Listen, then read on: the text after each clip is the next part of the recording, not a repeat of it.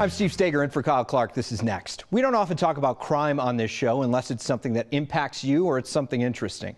How many times have you heard us on the news say Crime Stoppers is offering a reward for information leading to an arrest? Ever wonder if it actually works? 9 Wants to Know's Anastasia Bolton didn't have to investigate much to find out it does, and that Crime Stoppers has already paid out 11 grand this month. I'm glad they're making our job so easy. It's a twist to the age-old question. It's the chicken and the egg, isn't it? What came first? Really, I wish I knew. The neck tattoo or the decision to shoplift, allegedly. Chicken, egg, smart, stupid. These ladies were caught on the Cherry Creek Nordstrom cameras, suspected of taking something that wasn't theirs. If they said a girl with a tattoo on her neck and short hair, well, that might be several people. But when you have a photo, and a clear photo, it's really easy. Someone got paid for helping solve this one, and this one, and this was just too easy. People going without shirts on, you know, some have tattoos. Maybe he's looking for a shirt or left his shirt. Yes, police still need names and locations, but distinctive traits, haircuts, tattoos. Yep, so that's 6. Or coming back to the scene of the crime like this guy wearing the same outfit definitely help. Well, I don't have the criminal mind, but if I did, and I committed a crime wearing something very distinguishable, that would be the last time I wore that outfit. I'm sorry. In October, Metro Denver Crime Stoppers paid out the highest amount of reward money in 1 month this year. Burglary times 3. The opportunities to earn more never stop because people will always make interesting life choices, and cameras will often capture those. If you're going to commit a crime, chances are it's being recorded. For Next, I'm Anastasia Bolton. That last video you saw is still an open case. You could get your hands on some of that cash. 720-913-STOP. That's the phone number. Well, if you looked up and saw smoke in Douglas County this afternoon, this is what it was. The Crowfoot Valley fire burning near Pradera Parkway. We'll get the video shortly. And Raintree Circle. It is now completely contained after burning 30 acres. 44 homes were evacuated, but there's no longer a threat. Well, is the election over yet? You know that thing all your friends are posting about knowingly on Facebook? Nope. 25 days to go until Election Day, actually. And you have a lot of time to make those votes count. Counties in Colorado are allowed to start mailing ballots on Monday. So here's a public service announcement from Next. The mail carrier probably hates me. I hardly ever check my mailbox, but you better believe I will next week. Ballots are starting to hit the mail on Monday. And no matter which way you fall politically, you can't deny this is one of the most important decisions we'll ever have to make at a ballot box. I've heard so many people over the last few weeks say they might not even vote this year because they can't stand the candidates. Do what you want to do, but remember this, if you don't vote and you complain, no one is going to take you seriously. I certainly won't. There are places in this world where people like you and me don't have a voice at all. A character in the HBO show The Newsroom once said, "Our elections are the envy of the world." And he's right. Look at these photos. In China, they have watch parties where they actually pretend to vote in our elections. And for those of you who say you don't have the time, come on! You don't even have to drive your car. They mail you your ballot here. You can put it right back in the mailbox. Takes 10 minutes tops. Or you could ignore it and keep complaining. Heck, the rest of us vote to make sure you get to keep that freedom anyway.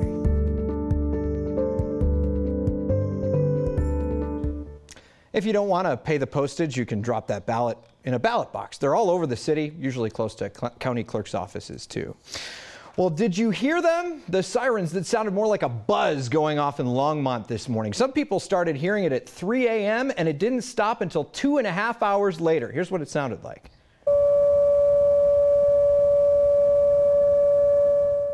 Yep, that would be awfully annoying after a while. A lot of you tweeting us and emailing about the hashtag Beepocalypse. Toby said the sound was so piercing, didn't sound like the normal emergency signal, sounded much louder.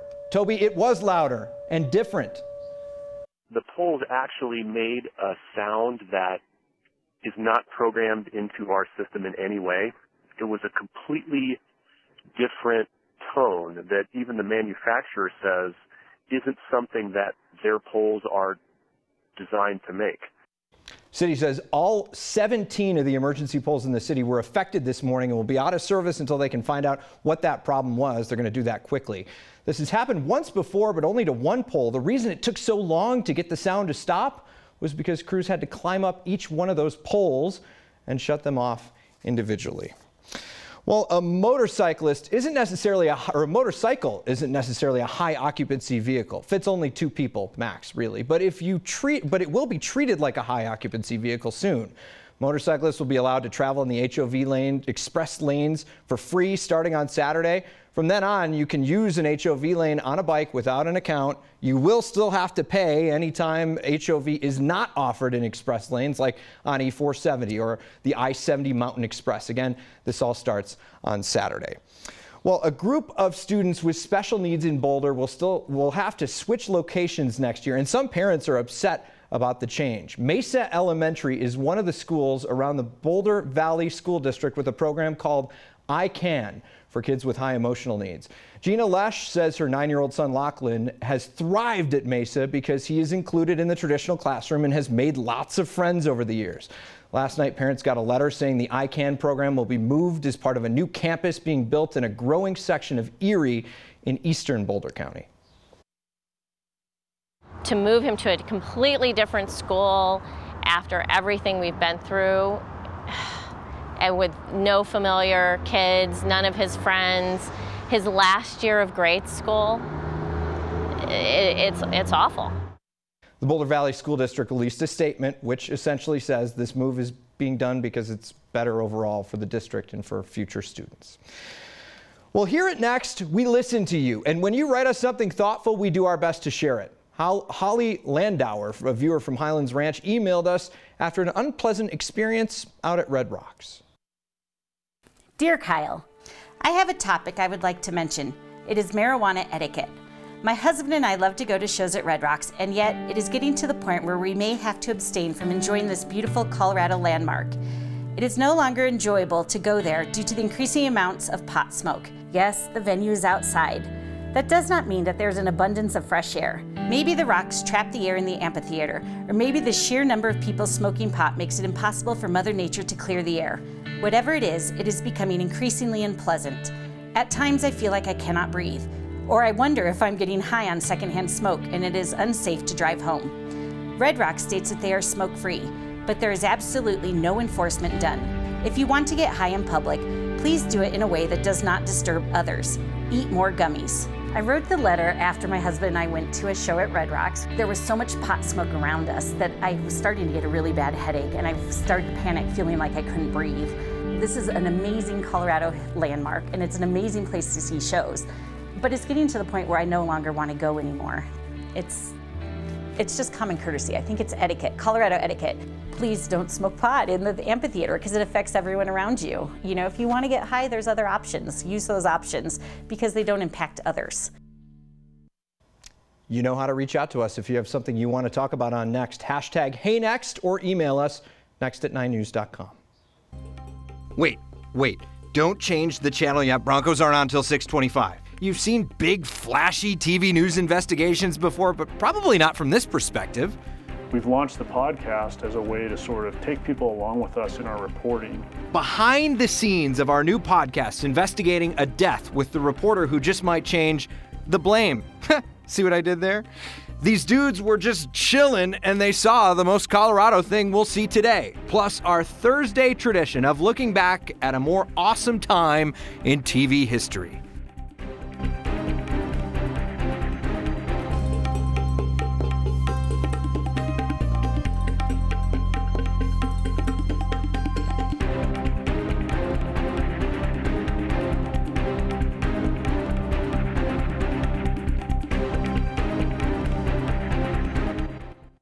Today, Bob Dylan might be saying to himself, "It is me, babe." The times, they are a-changin'. Bob Dylan changed the course of history and was awarded the Nobel Peace Prize for Literature because of it. The Swedish Academy says Dylan won the prize for having created new poetic expressions within the great American song tradition. The 75-year-old artist is the first American to win the prize since novelist Toni Morrison won in 1993. He'll receive his award in Stockholm, Sweden on December 10th.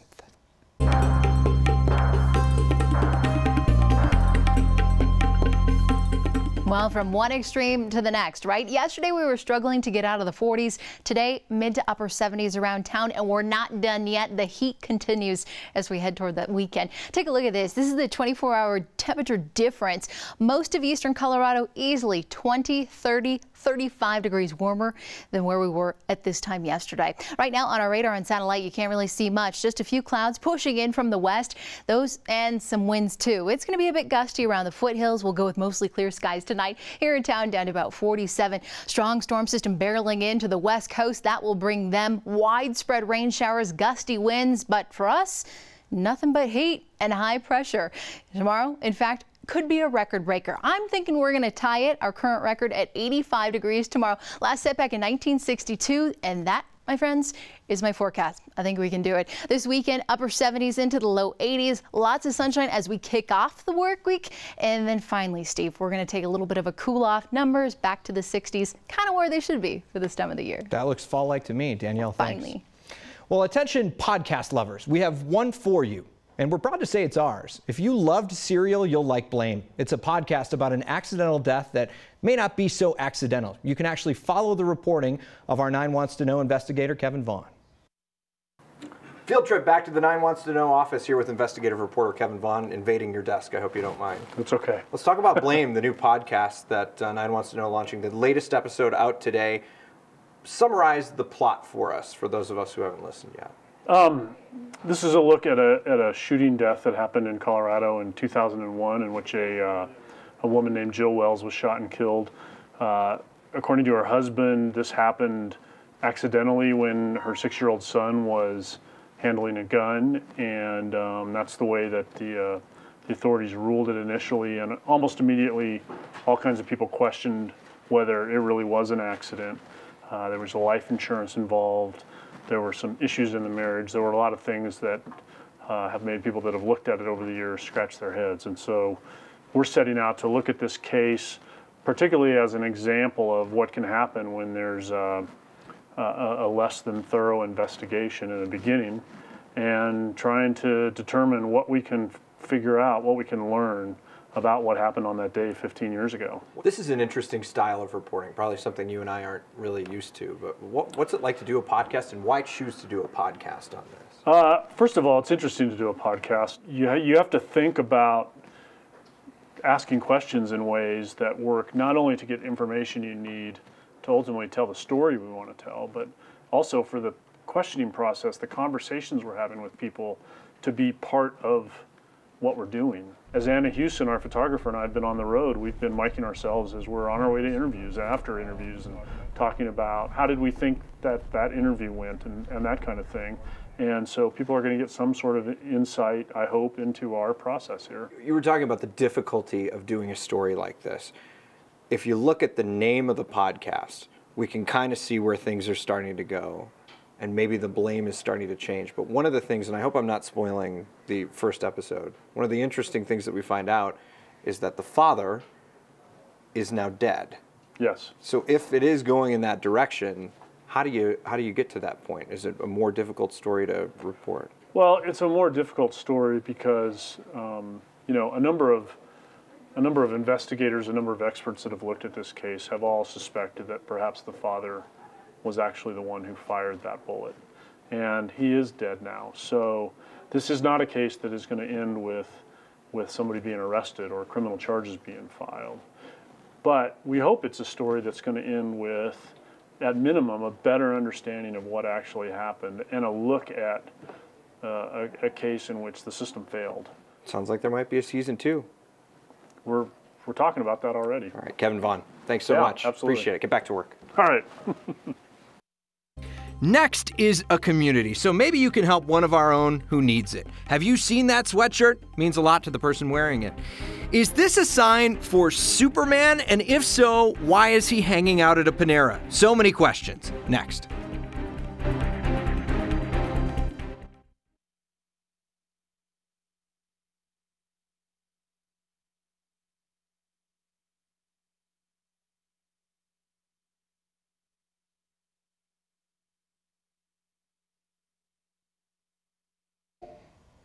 This is a really powerful spot.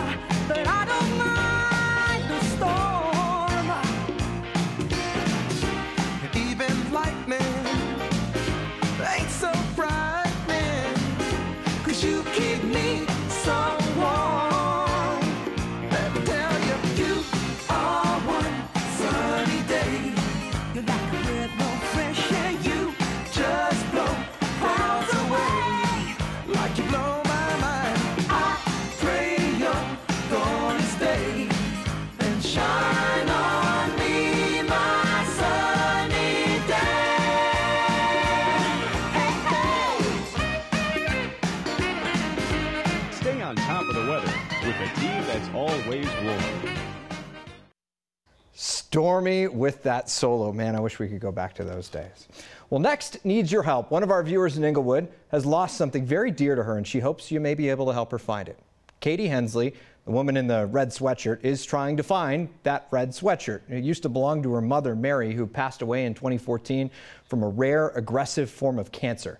Katie was 7 months pregnant at the time. While she has more of her mother's things, Katie says this sweater means the most to her because she can wear it, which makes her feel like her mom is wrapping her arms around her.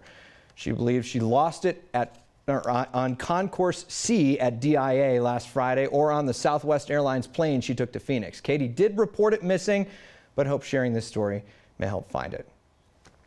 It's a sign. No car stacking in the parking lot of the Panera on Colorado Boulevard near Cherry Creek. No, this does not mean cars get stacked on top of each other. The manager at the restaurant tells us the sign is there to remind drivers in the drive-thru to be aware of other customers who are in the parking lot. When the drive-thru lane starts stacking up with those cars, they loop into the lot and they can block people in. The store's manager says it's a reminder to be courteous, and if they see the line starting to back up, look for places to park and walk into the store instead of to help with that whole problem. Or it's a sign warning Superman, the jury's out. The most Colorado thing we saw today was this, a black bear sighting in, you guessed it, Boulder. This picture was taken by a photographer at the Boulder Daily Camera near the Broadway Street Bridge in downtown Boulder. Hey, a baby bear. That's the first thing Pablo Alvarez thought when this little guy ran in front of him near the banks of the Boulder Creek. Alvarez told the Daily Camera, and I got a quote. This is a quote. "I had just smoked a bowl and was like, this might not be happening. I was like, no way. But yes way. There was a bear." The most Colorado quote about the most Colorado thing we saw today. What do Bachelor Ben and I have in common? A competitive spirit.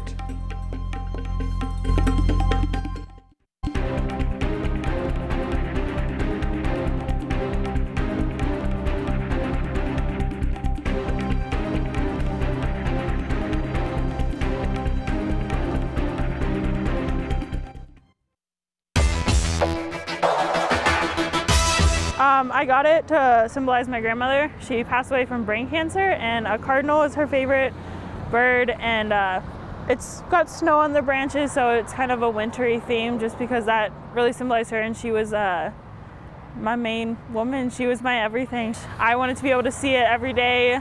My mom wanted it on my back, and I said no way, just because I want it somewhere I can see it, enjoy it every day of life, and it just is a good reminder of her, and never gonna forget her. What's up with Tat? Sonia Skelka says she decided to get her tattoo on her forearm because she wanted to see it every day. Her grandmother, Joan's favorite holiday, well, it was Christmas. Skelka got the tattoo on December 29th, which was Joan's birthday. We want to see your tattoos, hear your stories about them. Send me an email, tweet them to me with the hashtag HeyNext. Oh, it's on. Remember the other day when my campaign slammed Bachelor Ben Higgins? Yeah, that's right. It's all in good fun. Ben and I are both part of a group of guys raising money for Real Men Wear Pink for breast cancer research. And much like many of the contestants who had wished this on Ben the Bachelor, Ben noticed me. He tweeted back, "Your challenge is accepted. Let's fundraise." So yeah, let's fundraise and show the Bachelor who's a real man. A little bit of feedback here. This is from Elise. She says, Nobel Peace Prize for Literature? Question mark. Really? Who writes this? Who checks it?